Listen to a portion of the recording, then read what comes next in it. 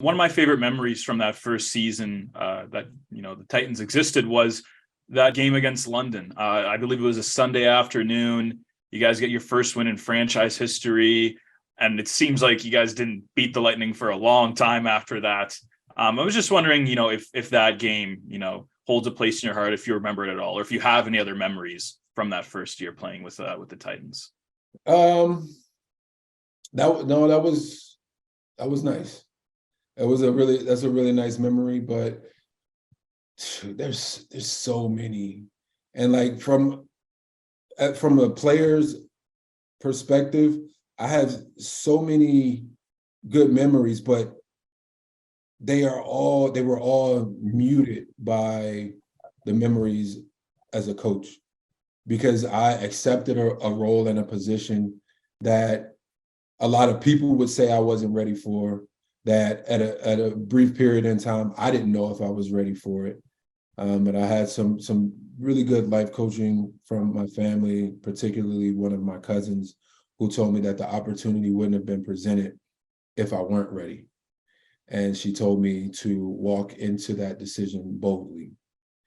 And so all of the growth that I experienced as a coach muted a lot of what I experienced as a player, because that was a new big chapter and big window in my life, that the way I see the game, the way I play, coach, everything with the game elevated again.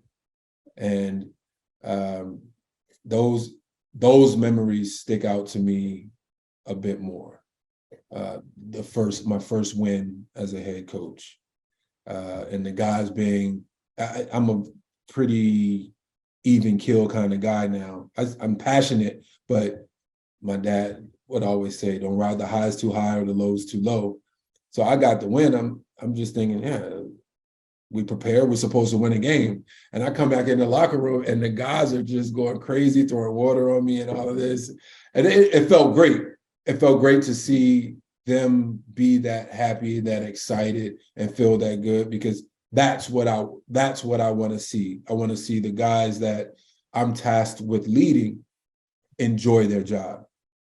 And every opportunity that I got to see that, or that I got to prepare us for to be that way, those are the memories that really stick out to me now, because that's what it was about. It wasn't about me being this well-known head coach or this great head coach.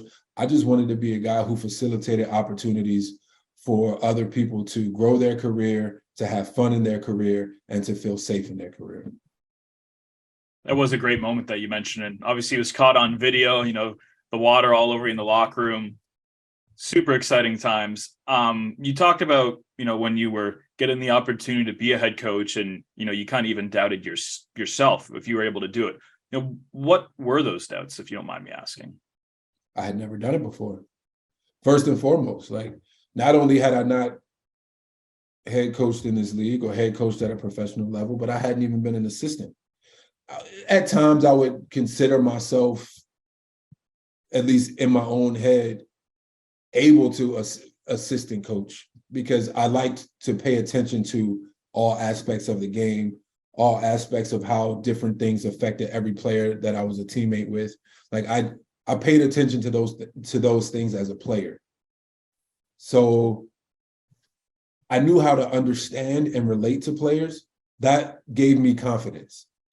But the X's and O's, crunch time decisions, down to the wire, drawing up plays, that type of stuff, like, would make my armpits sweat. and you can't be prepared for it. You can prepare yourself for it, but you aren't prepared until you go through it. And I knew that was going to be an uncomfortable pain that I had to experience. I remember the first one that happened was my first game. We were out in St. John's, Newfoundland, and there was a tech. I think Ed got into it with Carl English, and they both got texts. And then I tried to call a timeout, and it was like the rule is you couldn't call a timeout if your player got a technical or something like that. It was something along those lines, but I wasn't I wasn't allowed to call a timeout. And at this time, Doug Plum was the assistant out there. And he looked at me with this just like snarky look on his face and like this smirk and like I was an idiot. And I was like, I never want to feel like that again. This is what I told myself. I never want to feel like that again. So again, I elevated my game and I stepped up how I prepared, how I studied, how I learned the ins and outs of this coaching thing, and just tried to put myself in a better position to make sure that I was great for my guys. And it wasn't about me not looking like a fool. I didn't want to make my players look like fools either, because their coach is an idiot, you know? So those types of memories, although they hurt in the moment, like they're necessary for growth. They're necessary for advancing oneself and advancing those around you. You sure Doug did that? That doesn't sound like him at all. That was Doug for sure.